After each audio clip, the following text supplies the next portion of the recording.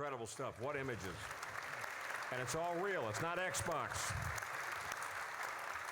And you look at those Atlas rockets, if you get a chance, whether it's tonight or another time you come back, check out our new Atlas exhibit here. You just see those rockets and the San Diego connection. It just blows you away. It's tremendous.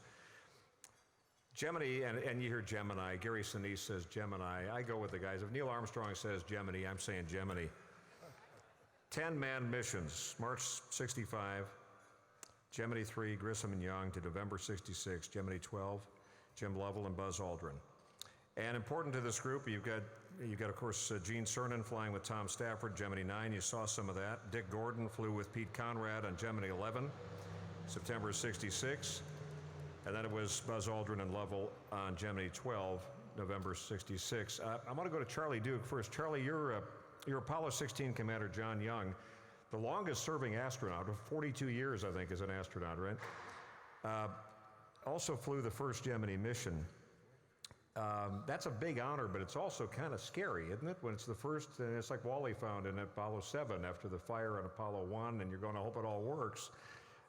What did he share with you? What did John Young share with you about the Gemini mission?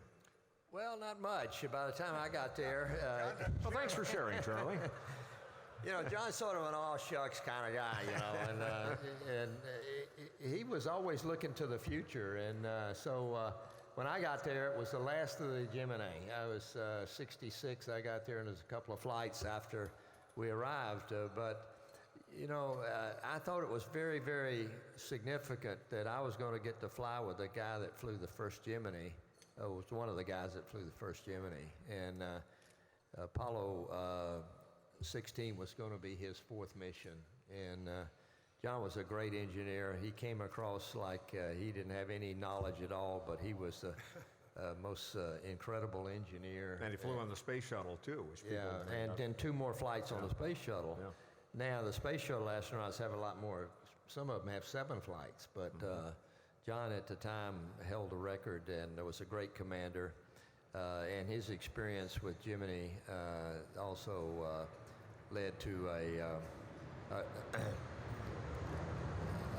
he was, what I'm trying to say, he was a great mentor and for me. And we trained together, and we ended up like brothers, and he was a great guy. You know, when you look at these spacewalks and Ed White, and again, the Russians weren't exactly saying, here's what we're learning, you guys, so you don't find out the hard way. We had to find out the hard way. We weren't getting briefings. And I'm going to get to Buzz in a second, because a lot of what he did on his mission helped get to that next level. You saw some of that. But Dick Gordon and Eugene Cernan, Gene on Gemini 9, and then Dick on Gemini 11, you had some pretty challenging spacewalks. Gene, you found out just 2-3 years ago, Tom Stafford was about ready to cut you loose, so I want you to talk about that. He's watching like Discovery Channel, and he's going, yeah, we got it. Gene, tell that story. But Dick Gordon also did a tremendously ambitious spacewalk over to an Agena rocket with no adequate hand and foot restraints that Buzz later helped develop. So why don't you two guys talk a little bit about EVA, which is extravehicular activity here, EVA. Well, you know, you think back, we're a bunch of the best engineers in the world, and fighter pilots, test pilots, whatever, and no one ever gave recognition or a thought to the laws of Isaac Newton. For every action, there was ever equal and opposite reaction. Every time you touched something in space, you pushed, you turned a knob, it twisted you in the other direction. You know, eventually we designed those golden shoes for Buzz, which were the secret to the future, I think, of our ability to do things in space. We didn't have those. I was supposed to fly Buck Rogers' backpack, the jetpack, yeah, jetpack around the world. I screwed up so bad it took us about 18 years to ever really try it again. Until on the shuttle, right? Yeah. I think you know, Dick may not have had as much trouble. This jetpack I had real live rocket engines. And when it was originally designed, it had one coming out between the legs. Yes, it looks rockets between the legs. It looks like an electric chair. It's very painful. We redesigned that in a hurry. But I had, as a result, had to wear steel woven pants on top of my As they still wear, ladies and gentlemen. Yes, they do. It made it doubly hard getting in. And for me, by the time I got ready to get back in, it was it was a pretty exhausting 2.5 some hours. And Tom Stafford swore that he'd never, ever leave me up there. He had a plan, he kept saying, right? Yeah. He had a plan. Well, like you heard Jim McDivitt said, pretty hard to have a checklist to let your buddies float off in space. Hell, Gene, I don't understand that. Pete told me if I couldn't get him back in by myself, he was going to cut my butt loose. Well, Tom didn't tell me that until 3 years later, and I heard him say it on television. Well, how am I going to get home if Gene's dangling on a string out there? Yeah.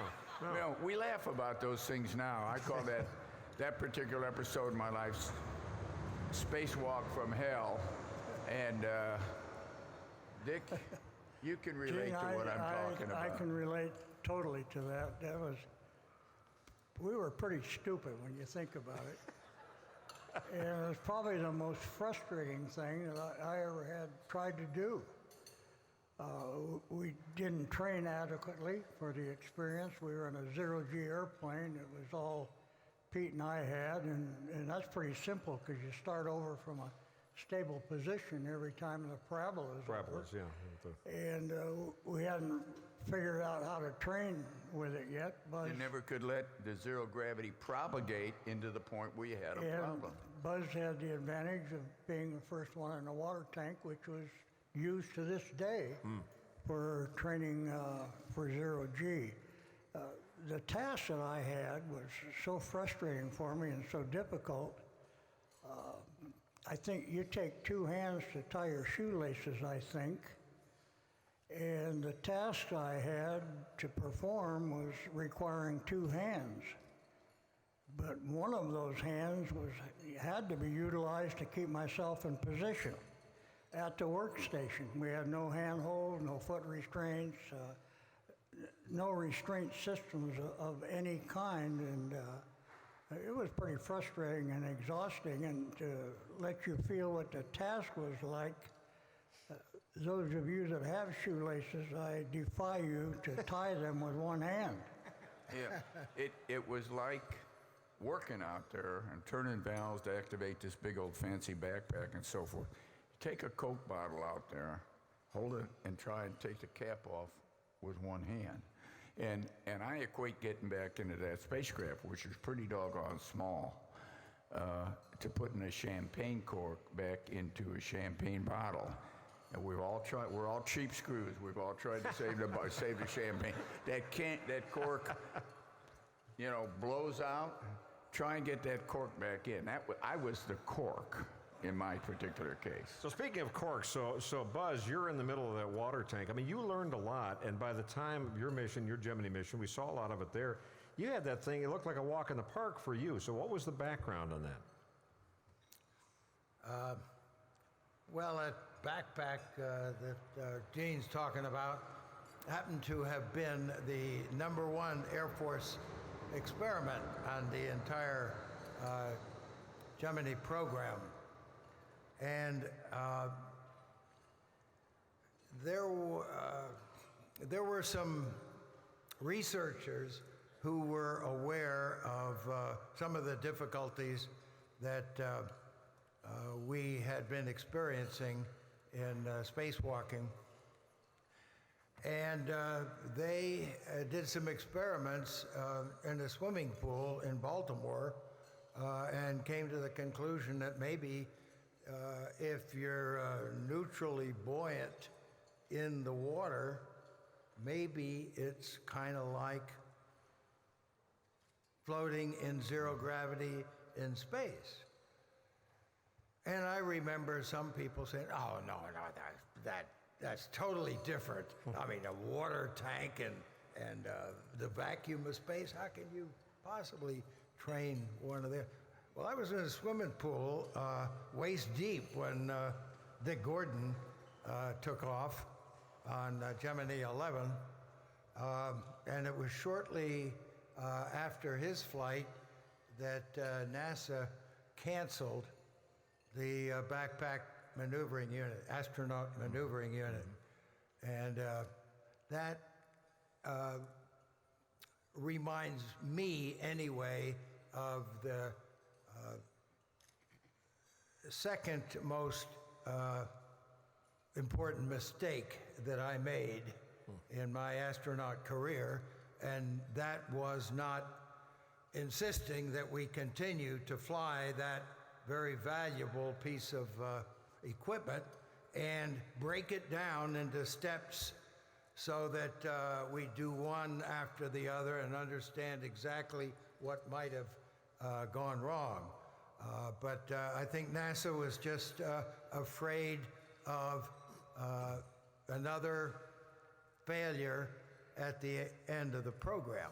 Yeah. And I had all the confidence after training a couple times underwater that I could do whatever I wanted to. Now, we also matured tremendously in the foot restraints. I think that maybe the first one thought that we could just put Velcro on a bar and put your foot on the Velcro and that would keep you there. No way. If it was Velcro on a bar, a lot of these guys would have figured that out at bars past that way back. And then we put rings out, and but feet would slip out of the rings, and the engineers at McDonnell Douglas came up with something that was kind of overkill, but we called them golden slippers. Yeah. And if you put your heel in and then turned your foot, there was no way your foot was going to get out of there. And once you have that kind of an attachment with both feet, why, you can maneuver all over the place and do whatever you want. You can take one foot out of the foot restraint, and with just one foot, you can lean back and look over.